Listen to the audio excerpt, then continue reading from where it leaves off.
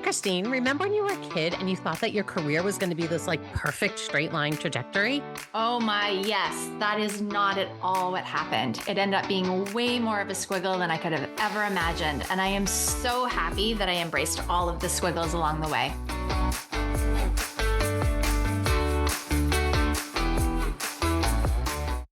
Hey everyone, welcome back to Embrace the Squiggle, the podcast for anyone whose career or life looks nothing like a straight line. And honestly, that's where all the good stuff happens. We are Colleen And Kristine.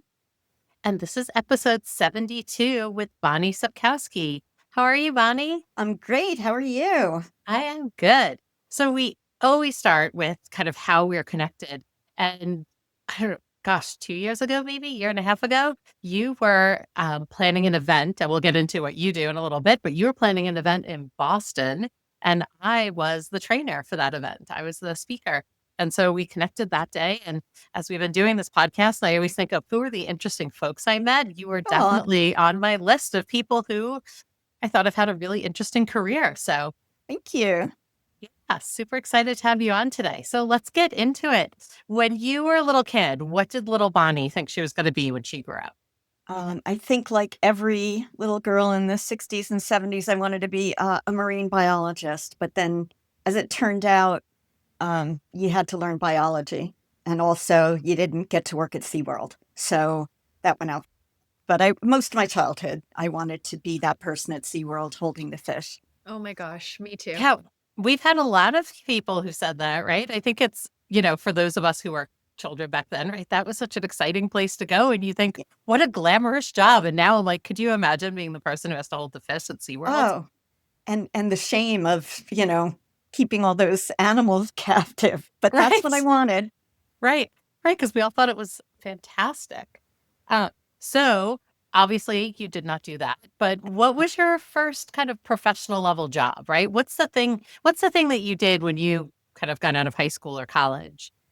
My first job at a corporation was, I was actually still in high school. I worked part-time for a travel agency doing their international documents for their corporate clients. So I would go into the office, pick up my list of things to do, and then go to all their corporate client offices, pick up their passports and their applications. And I would go to the consulates in New York and drop them off and pick up their visas. And it was just such a grown-up thing to do for me. And so that was the first time I went into the grown-up world. And I thought it was so exciting and sophisticated.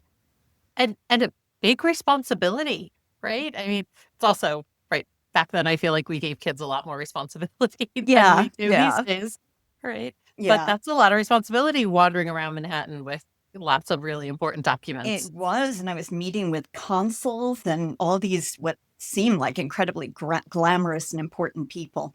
So it was pretty cool. Nice. And so that's still not what you do, but right. So what happened there? Did you do any education after high school? Did you jump into the workforce? Yeah, I went to school. My family rule was to take 2 years in community college, take all your needs there, less expensively and less committedly, and then I you like go that. to 40. Yeah, it's pretty smart. Yeah. I come from smart people, and but I didn't make it all the way through because I met my then husband and got pregnant and stopped going to school. So I never finished that degree, which was, my interest at that point was to work with special needs kids. So I studied English because I love literature and I love to read and I love to write. And I always wanted, once I got over the sea lions, I wanted to work with special needs kids.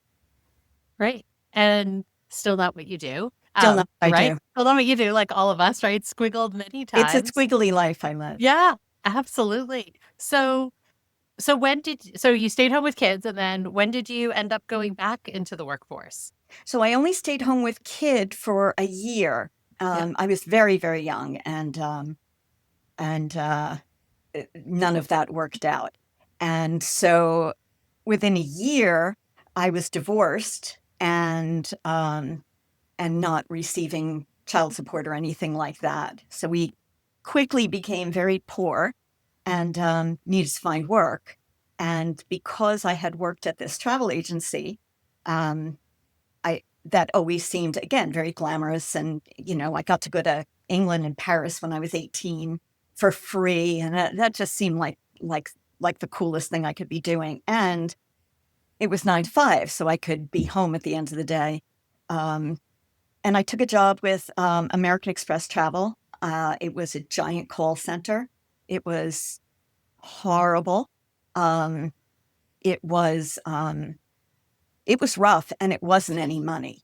But what they did do really well was allow you to take pretty much any kind of class that you wanted to take that could somehow be connected to travel. And that extended to language, to everything. So I took advantage of all of that. I took a lot of interesting courses that really, I've only used for fun. And then when I left there, I had all this experience and knowledge, and kind of job hopped for a while to double my money here and then do it again, because I did start at $13,000 a year, which didn't even pay for childcare. Right. Bonni, what was horrible? And About the job? yeah, yes, about the job. Like, what was it that didn't work for you? Because I feel like a lot of people are afraid to talk about the things that are not working for them. And I'm not, No. I'm not referring to our podcast. Yes, Of course not. I'm thinking about the greater world Yeah. where people are working in environments or working in a role that doesn't feel right, and they're almost afraid to admit to themselves that this really is awful. Oh, it was awful. And so what could you share with our guests in terms of things for them to pay attention to? Sure. And I have zero shame around this or any of the other crazy stuff that got me to this point. I've already told you about my divorce. I mean, so We all have one of those. Oh, yes. great. Yes, but at 23 with a baby. So there's a combination of things. Number one was I woke up every morning hating the idea of going to work, hating it. And that's always the first sign. You should never have to stay somewhere where every day feels like, dystopia. And that's what it felt like to me. And I knew I was smart enough to do something better.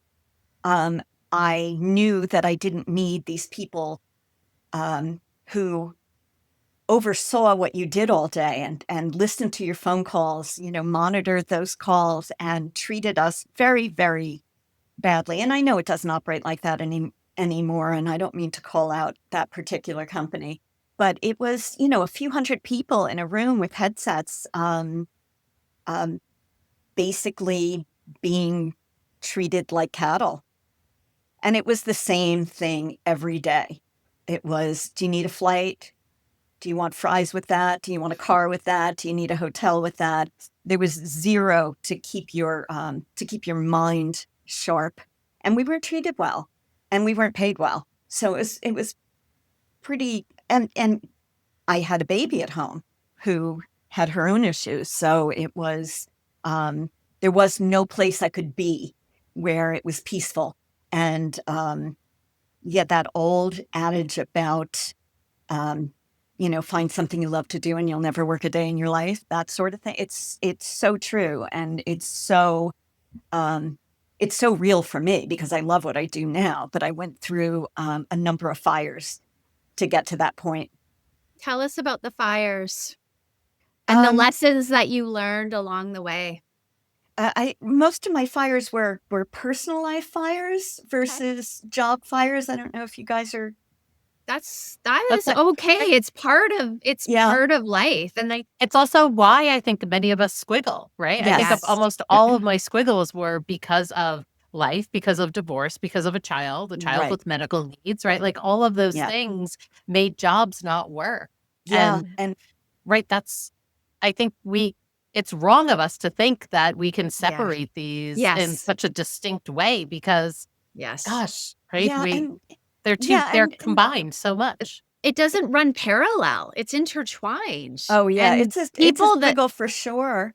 Well, and people that think that they, need to leave that piece at the door is just so wrong. And Yeah. it's inauthentic and it's And energy leakage. and we've learned that through the years, right? Especially in COVID, we learned to be authentic. Like you said, the dogs could be barking, your kids could be coming up to you. You're in what my friends and I call the COVID mullet, where you're all dressed up on top and you're Yeah. on the bottoms. That's Colleen.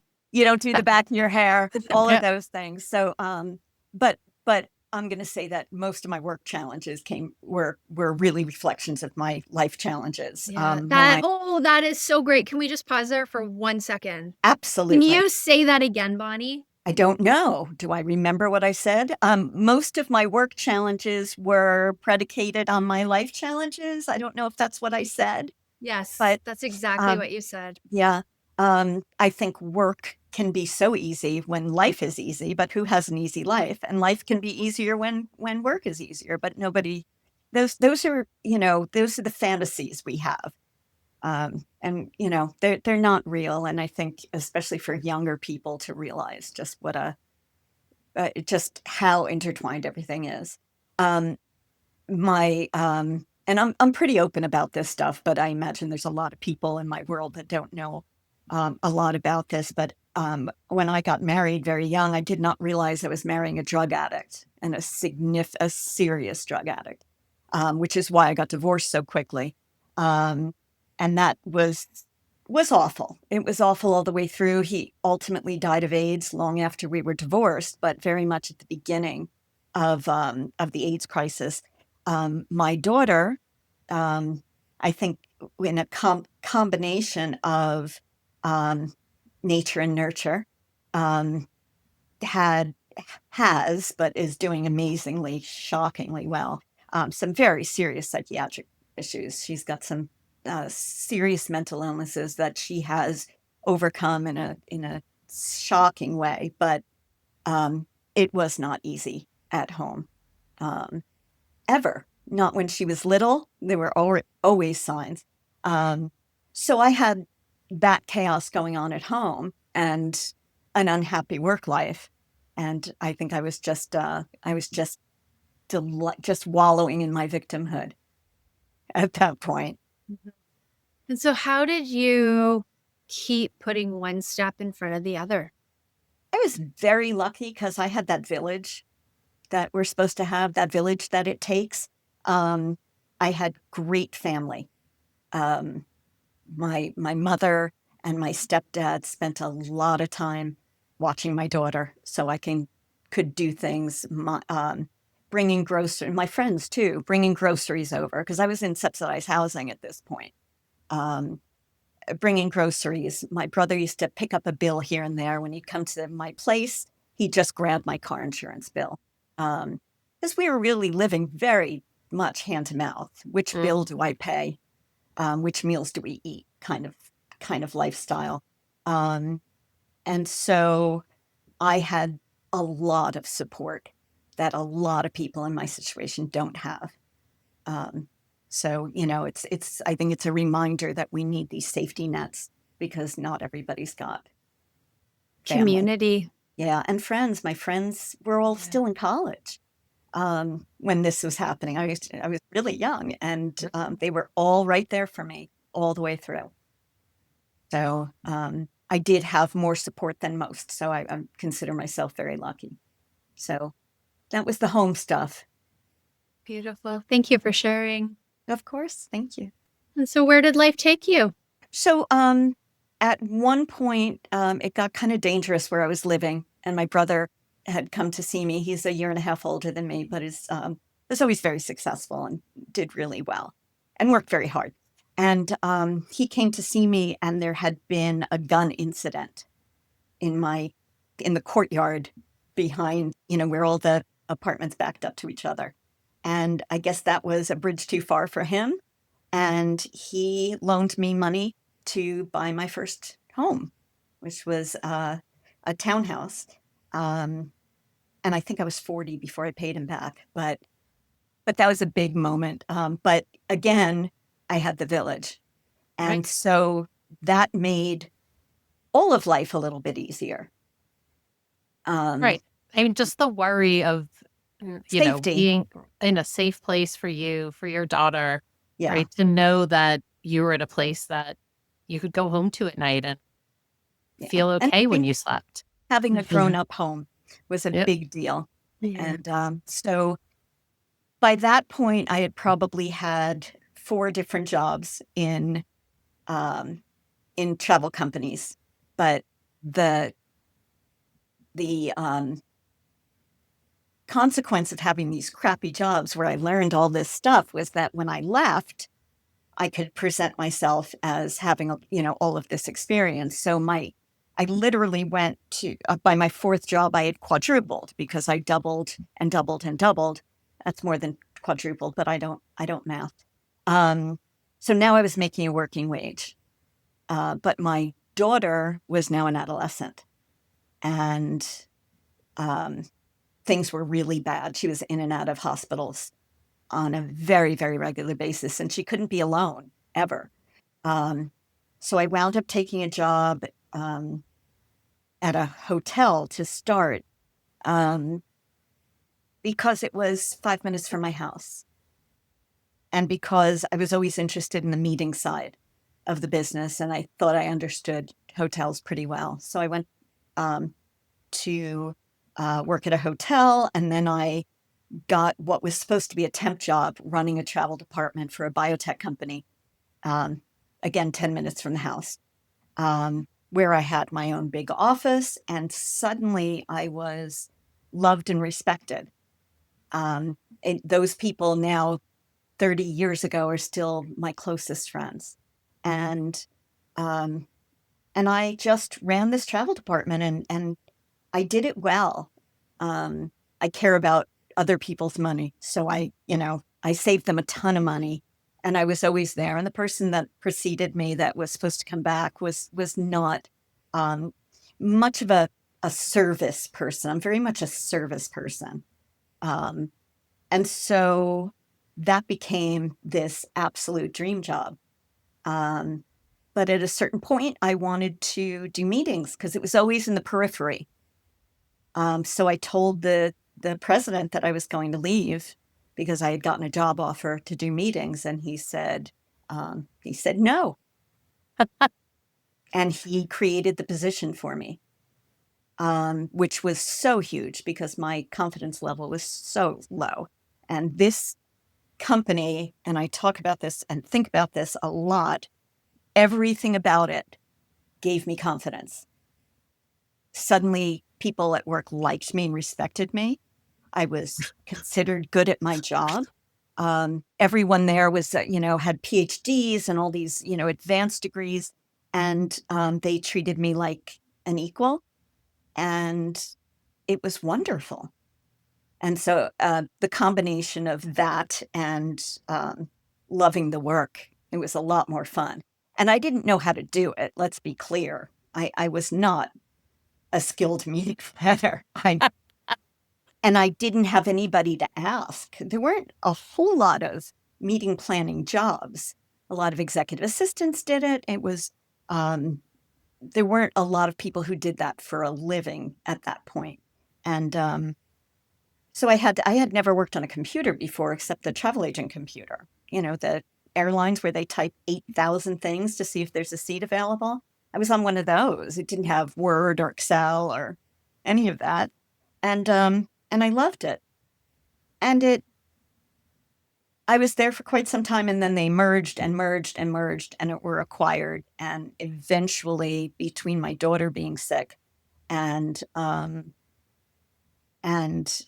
the culture being just gone for me, everything I loved about it was gone. It went from a "how can I help you" building to a "get out of my way" building really quick.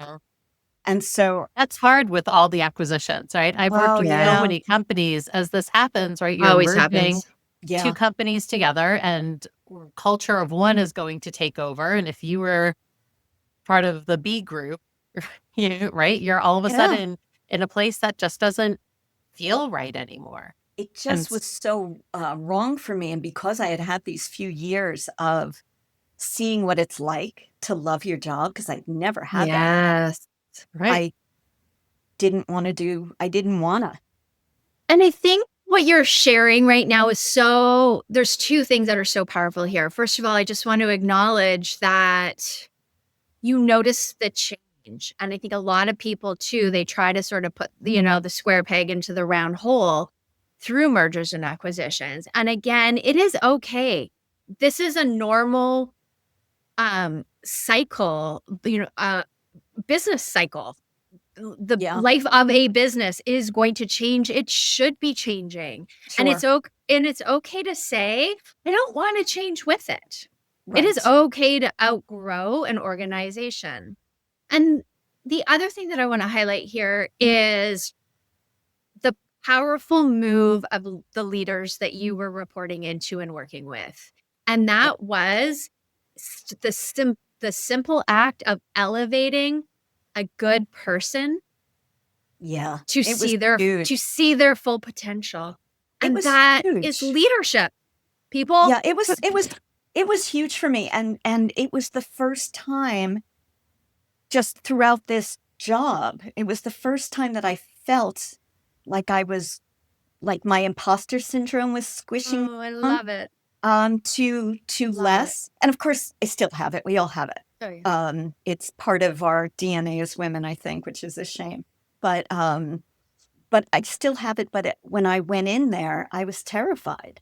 And that was where I learned that a company needs you like you need them. It wasn't a one-sided thing. And when I was growing up, you were in a job for life.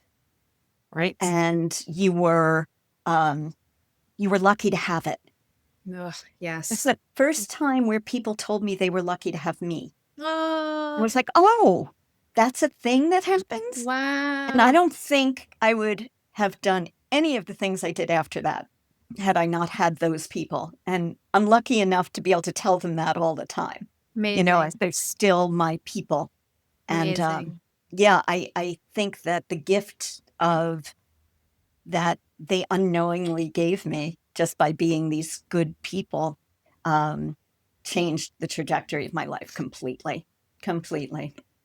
Right. So, Bonni, talk about what you're doing now, right? So Because I'm a meeting planner. So I own my own business. I have for 25 years. One of the wow. things I know in January, And like 5 years. tons of award winning. I mean, if you look at your LinkedIn, it's like, here's the list of the 900 awards that Bonni has won, right? It's like, you're Yeah, maybe 3.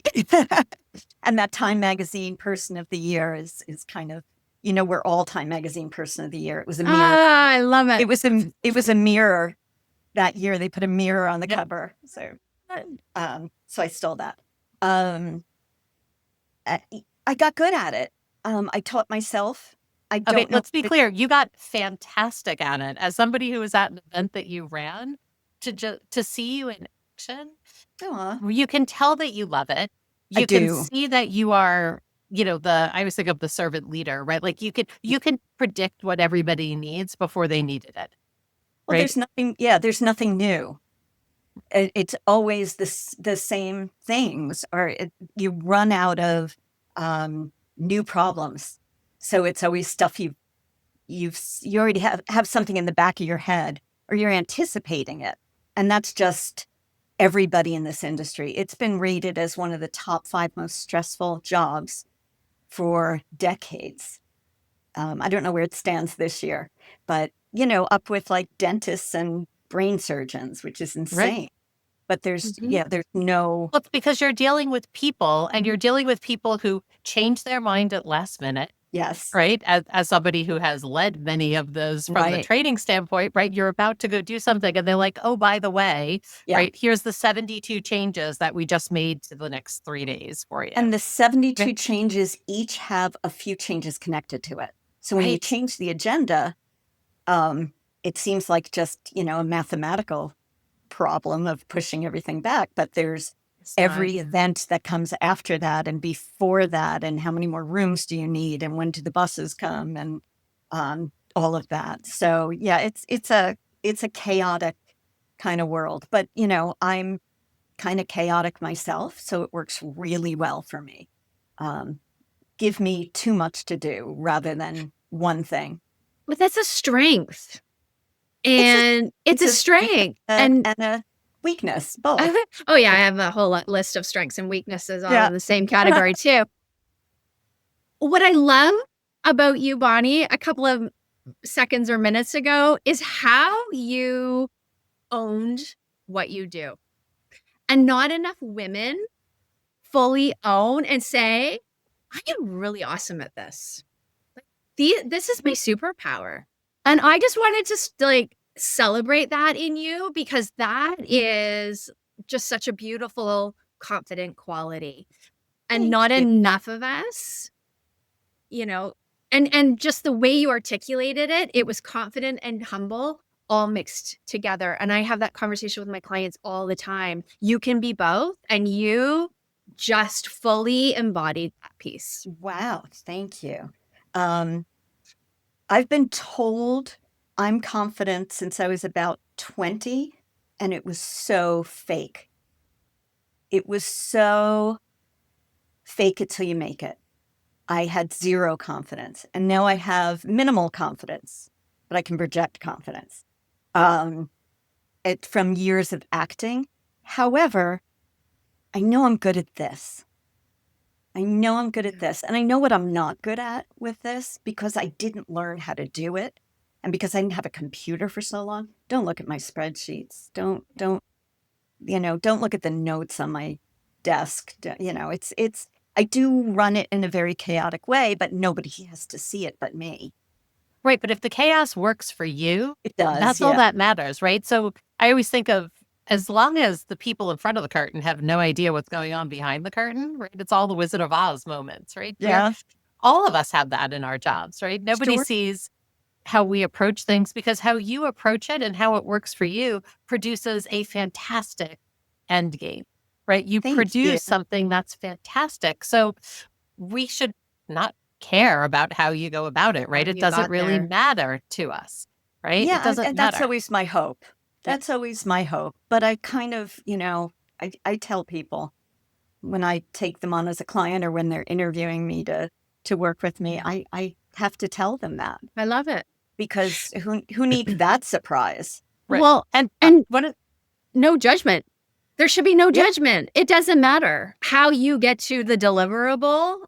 Yeah. Just let people get to the deliverable in whatever unique way they do. That's the best work advice of all, if you ask me. Let people work. That's why things like culture building and integration of different kinds of people is so important. Certainly in my world, because I do work a lot with content as well, depending on the client. The differences in how we all work are our superpowers, right? So you could have somebody like me who's incredibly chaotic next to someone who's a process person and is, documents and spreadsheets it and does all of the organized parts of work. But the combination could be great because we're all looking at things from a different perspective. Everybody works differently and thinks differently, which allows us to thrive if everybody respects that. Everybody has to embrace that. And I think with the way neurodiversity has become a very upfront discussion, and the way things like autism and Asperger's are now understood as this giant spectrum of different behaviors and different ways of looking at the world. I think that those things being so much more upfront have allowed people to understand that a little bit more. And the only thing you can't teach people is how to be kind to each other. That's you either have that or you don't. And I would say that if you don't have it, work on pretending you do. And maybe like confidence, you can fake it till you make it.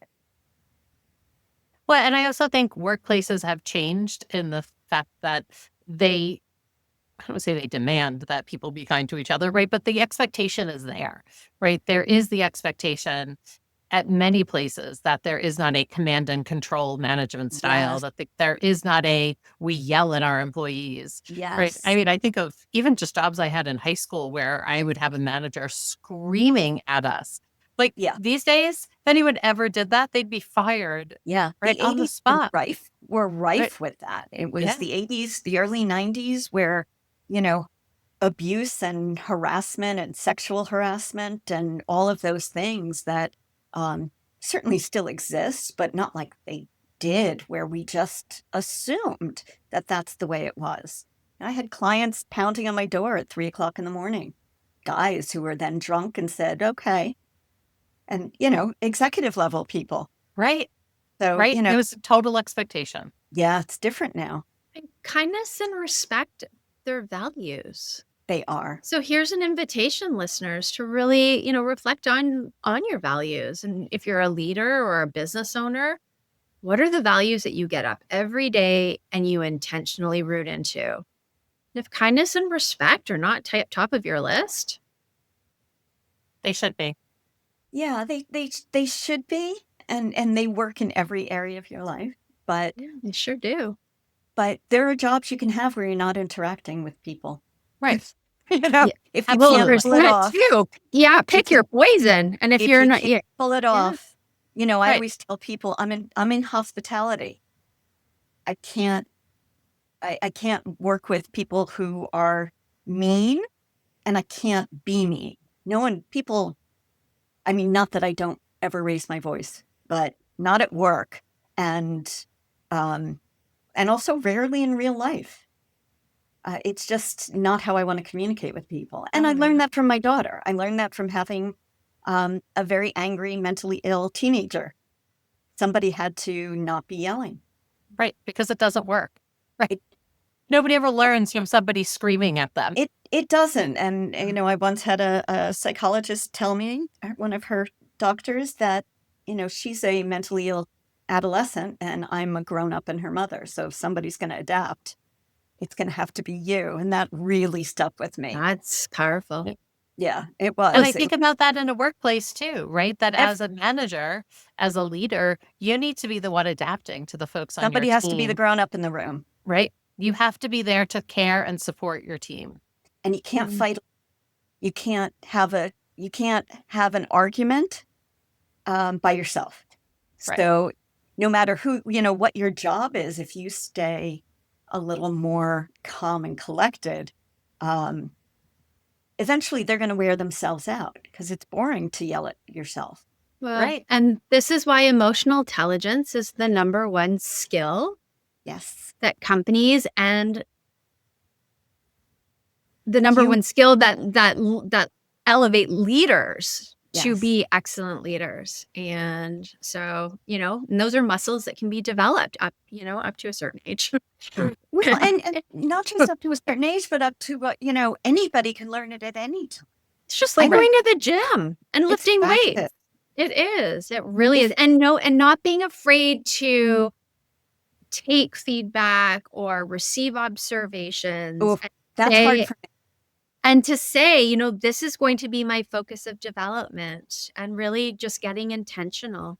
Yeah, it's hard. I mean, I live by external validation. So external validation will give me a week-long high, and criticism will give me a week-long low. I mean, that's just And it's hard in what you do, right? As Yes. somebody who planned events in higher ed, right? I stopped asking so many questions on my evals because, okay, I know lunch wasn't good today, right? Like you don't have to write 3 paragraphs about it, or right. And did you make lunch? Right. But Right. you're responsible for it. Yeah. Right. Right. Yeah. And it's like all of those little things that I used to think, as a meeting planner, Yeah.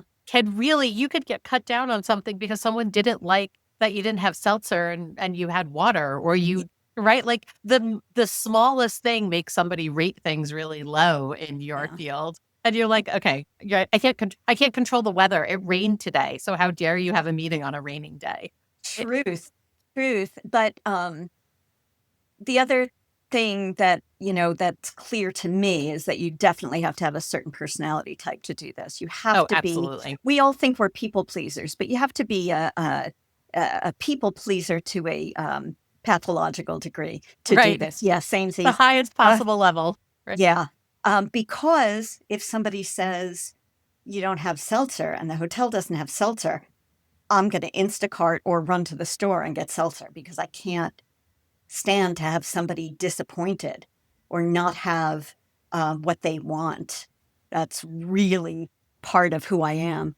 Well, what I'm hearing, and Colleen, I'm going to call you out on this too, is that your people pleasing is really coming from heart.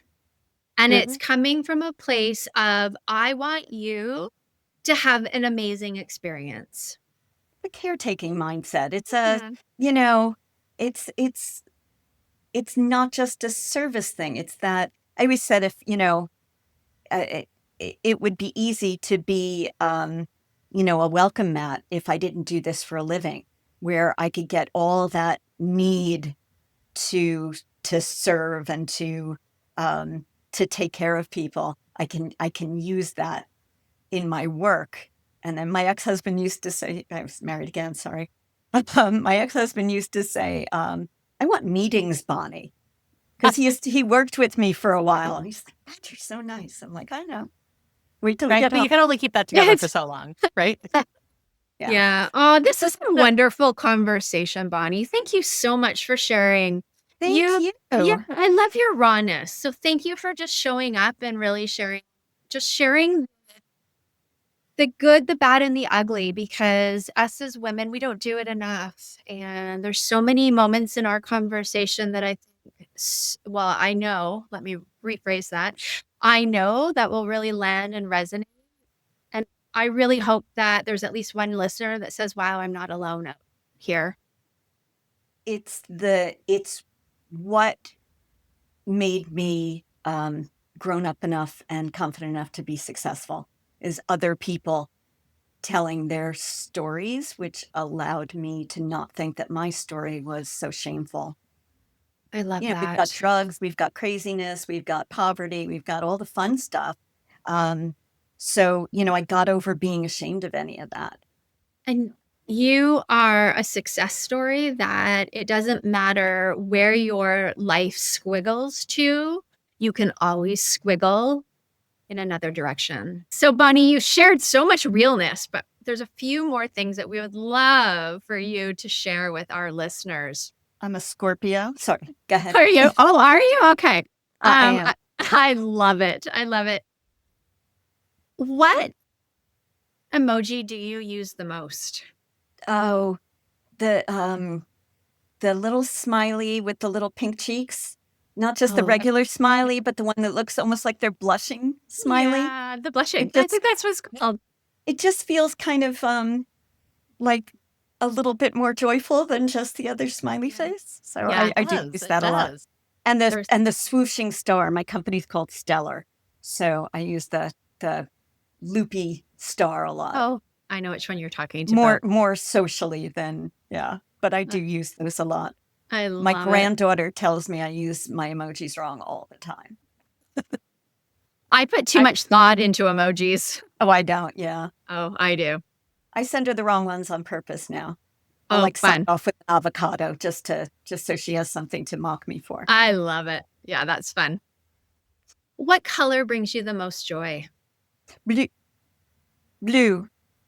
I like some blue. So I have my office painted in that kind of Caribbean kind of blue. It's very soothing. It's very soothing. Do you have a favorite place on earth that you like to visit? Well, I'm a beach person. So any place with a beach is big. I live at the beach, which is one of my goals in life. And now I'm here and I go almost every day. So that's my real joy point. In terms of travel, probably Chiang Mai, probably Thailand. Just because I started going there as a volunteer and then I just fell in love with the place and the people. And it's very close to my heart. I think I've been to It's Chiang Mai. awesome.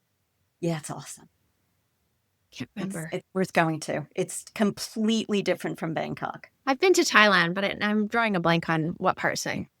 Koh Phi Phi for sure. Anyways, okay, back to you. What book recommendations do you have for our listeners? This is tough because I really like a dystopian book. I don't know why. The darker, A lot the of us better. do. I'm very perky in real life, but I love dark. So think like Orwell. I love 1984 and Animal Farm. I go back to over and over again. Catch 22 I go back to a lot. Margaret Atwood's probably my favorite. Handmaid's Tale, but then people stop with that, and she's got wonderful other books. So yeah, I love her. And then to laugh, David Sedaris. He's my spirit animal. He's fantastic. Not supposed to say anymore. I'm sorry, but No, yeah, that is perfect. I love him. So Love it. anything and he's got his diaries out now, which are very brief little day-to-day jottings, and he's just so funny and snarky and wise. And so I really enjoy him. Amazing. Thank you for sharing. Bonni, thank you for being a raw and real guest today. All of our guests are. you. This was a fun. wonderful conversation, and both Colleen and I appreciate you taking time out of your eventful business world. I don't like the word busy. I refuse to use it. I like that. I like that. If our listeners would like to engage with you or connect with you out in the world of social media ether, where can they find you? Honestly, I'm really bad with social media. I'm on Okay. Facebook because I'm middle-aged, but I'm Okay. on it all the time, and it's my name. So I'm findable there. And LinkedIn. I do a lot of writing on LinkedIn, Fabulous. work stuff, and I enjoy that a lot. But Awesome. yeah, Facebook, or you go to my website and email me. Stellar Meetings is my website. Easy enough to remember. Perfect. We'll Got make an sure F to at link the that end. in the show notes for folks as well, so they Thank can you. grab it. Yeah, wonderful. Thank you, Bonni. And of course, our friendly reminder that you can follow Embrace the Squiggle on Instagram and TikTok. And we love seeing all of your reviews on Apple Podcasts, so please keep them coming. And if you want to send Colleen or myself a direct message, in terms of any content or guests that you would love to see us bring to the podcast, please feel free to reach out anytime. And this week's Embrace the Squiggle podcast is brought to you by me, Kristine Thody, Coaching and Consulting, offering life, career, executive and leadership coaching, and career and operational consulting, all rooted in authenticity. So make sure to follow, subscribe, and share this episode with someone else who's in the middle of their own squiggly journey. And hey, if no one's told you today, you are exactly where you need to be. So thanks so much, Bonni. Thanks, Colleen, for a fabulous Thanks, Kristine. conversation. Thanks, Bonni. Thanks for having me. It was really fun. Is it time for you to add a little squiggle to your career? Join us every week to hear from another guest talk about how they embrace the squiggle. Subscribe now and find your inspiration.